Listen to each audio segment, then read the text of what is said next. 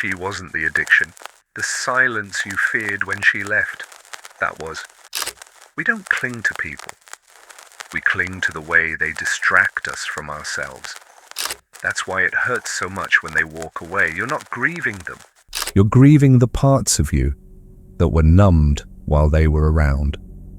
And many people have been there too, staring into the quiet and wondering who they are without that person beside them. And here's the part no one wants to say out loud. Letting go isn't hard because they were special. It's hard because now there's nothing left standing between you and the mirror. This isn't about moving on from them.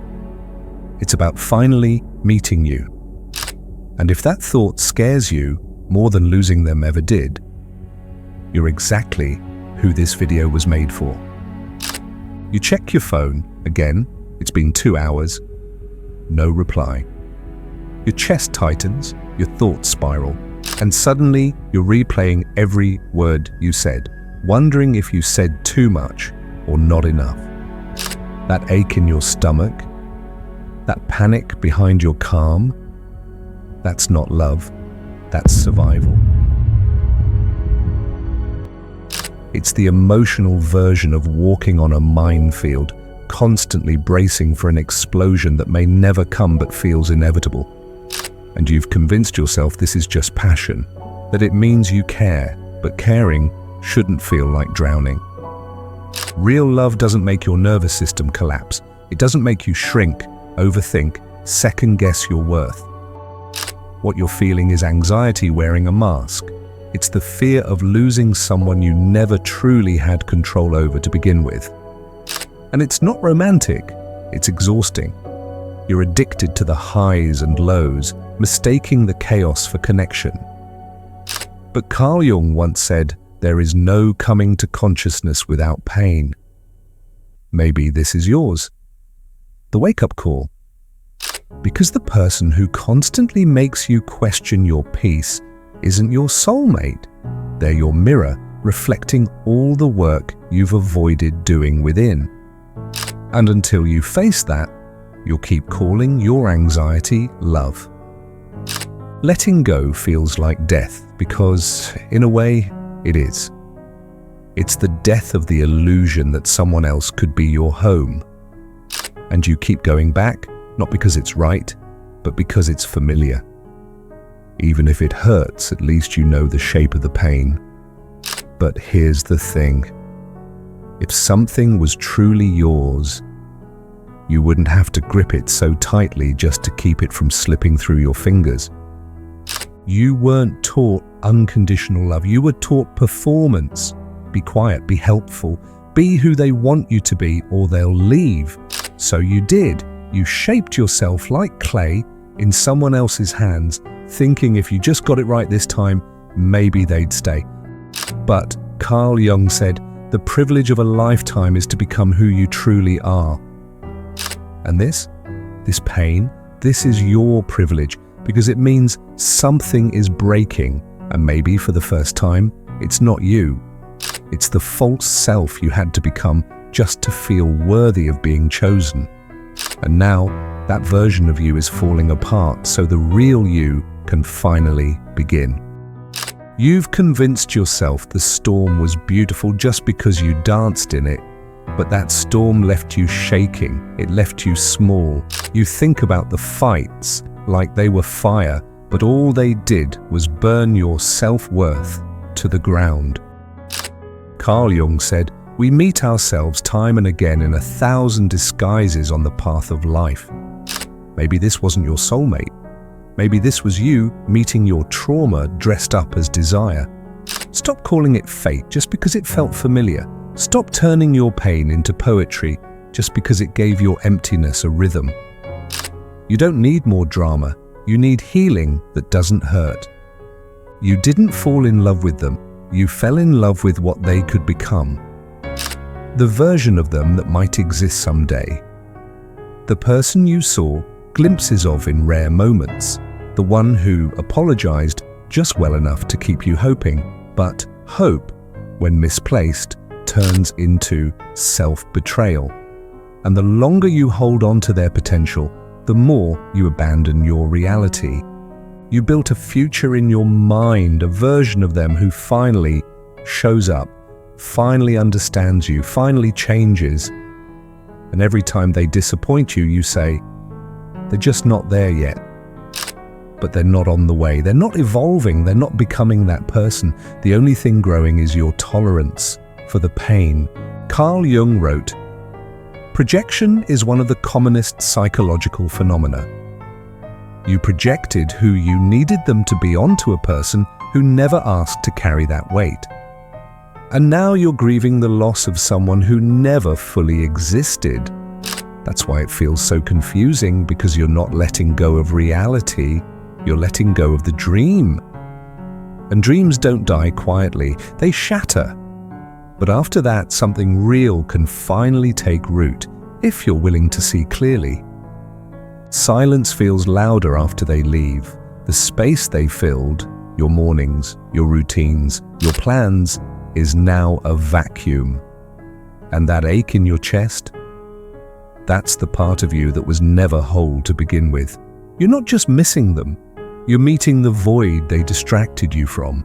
And it's terrifying.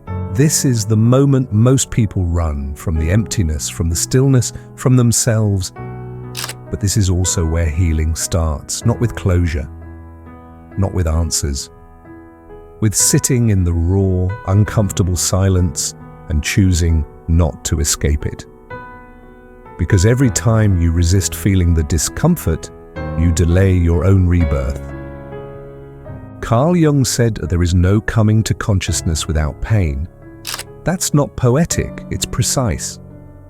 Growth hurts.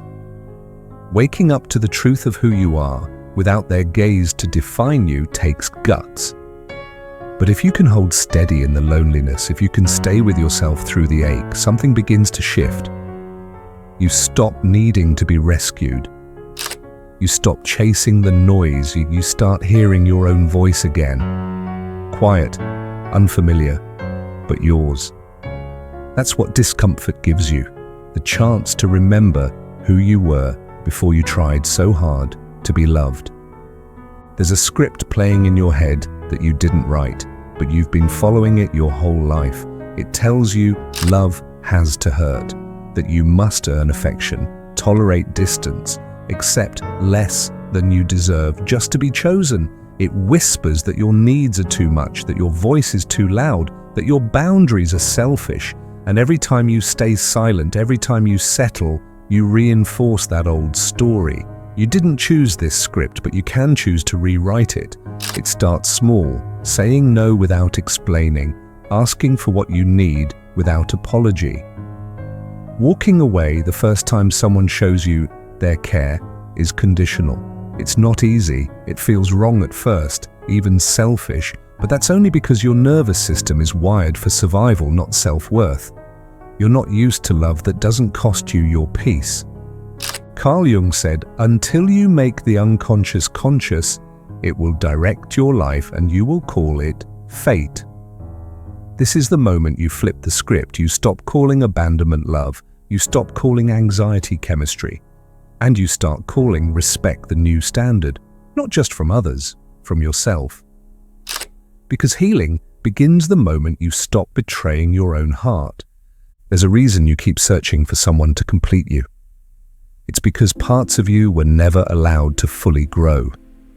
The protector, the nurturer, the doer, the feeler. You outsourced what should have been balanced within. You looked for safety in someone else's strength and softness in someone else's care. And every time they disappointed you, it wasn't just heartbreak, it was a collapse of your borrowed stability. Carl Jung spoke of the anima and animus, the inner feminine and masculine energies we all carry. Most of us were taught to favor one and reject the other, to push through but never pause, to give endlessly but never guard. And so we walk lopsided into love, hoping someone else will carry what we're missing. But that's not love, that's dependency. You reclaim your power when you stop waiting for someone to protect you and become your own safe place. when you stop needing someone to understand you and start holding space for your own emotions. That's what balance feels like. It's not cold, it's not numb, it's calm. When both parts of you, your doing and your being, work in harmony, you no longer chase love to feel whole. You stand whole, and from that place, love becomes a choice, not a lifeline. Every time you choose chaos over calm, you abandon yourself just a little more. You say, it's just how love is, but deep down, you know love shouldn't feel like walking on broken glass. You weren't made to constantly decode mixed signals, second-guess your worth, or apologize for wanting consistency. You were made to live in peace, not to survive someone else's storms. But here's the truth. Peace is a choice, not a prize. It's not something someone hands you. It's something you decide to no longer sacrifice. The moment you stop settling for emotional noise, you start hearing your own voice again. And that voice, it's tired of shrinking. It's tired of being silenced in the name of not losing them. Carl Jung wrote, "Who looks outside dreams, who looks inside awakes." Looking inside means finally asking, why do I keep trading my calm for connection? Why do I believe love must come with suffering? Your nervous system isn't wired for chaos, it's craving safety. You don't need more passion, you need peace. Because when peace becomes your standard, everything changes. You walk away sooner, you speak up louder, and you stop mistaking emotional intensity for something sacred. Peace is sacred. Choose it, every time. There comes a moment when you realize the person you're fighting so hard to hold on to was never holding you back. You were. You were the one gripping the illusion. You were the one repeating the story. You were the one afraid to meet the version of yourself that doesn't need saving anymore. That version of you? She's still in there, he's still in there. Waiting behind the heartbreak. Waiting beneath the noise. Waiting for you to finally say, enough.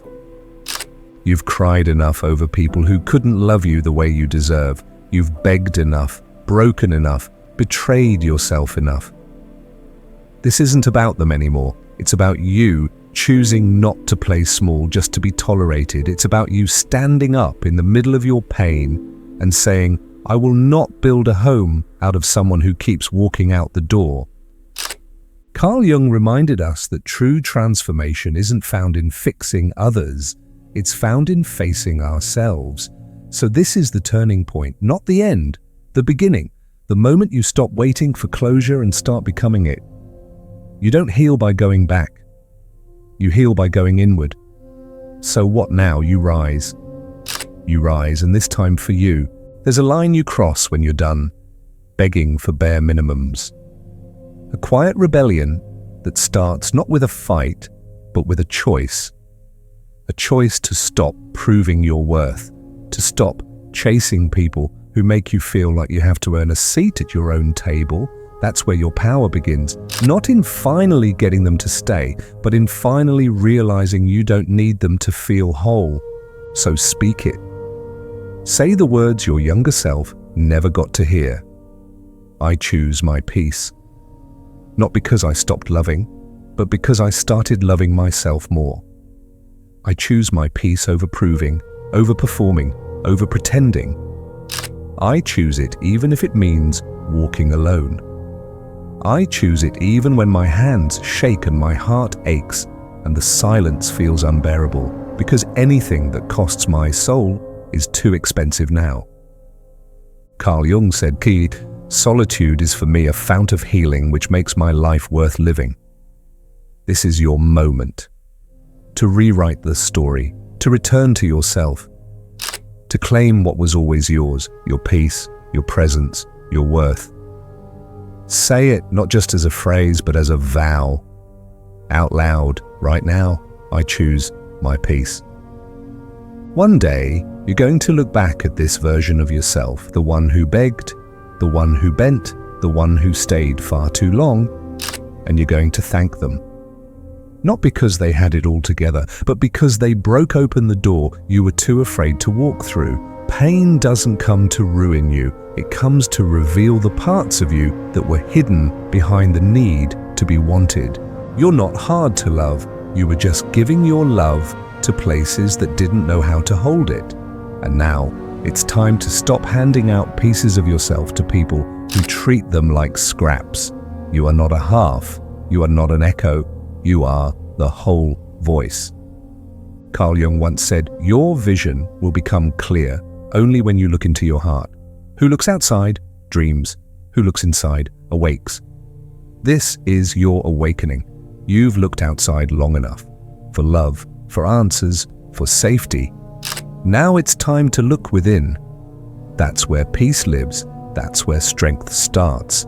That's where love, the kind that stays, the kind that heals, finally begins. Not with someone else, with you. Always you. You didn't find this video by accident. Something inside you, quiet but persistent, brought you here. The part of you that's tired of settling, tired of shrinking, tired of calling pain love. And now that voice has a name. Truth. You've carried enough weight. You've cried enough silent tears. You've tried to hold on to people who were never meant to stay. But that ends here. Not with rage. Not with revenge. With clarity. With a quiet, steady decision to no longer betray yourself just to keep someone else comfortable. So here's what you do next. Don't just feel this moment, cement it. Go to the comments and write, "I choose my peace." Make it real. Mark it in time. Let it echo back to you when doubt tries to sneak in. And if you're ready to keep healing, to keep breaking the cycle, then watch the next video on your screen. It's there for a reason. Let it meet you where you are. This is Mosaic Mind. And if you're here, it's because your soul is ready to wake up. You're not here to chase love. You're here to become it. Let's keep walking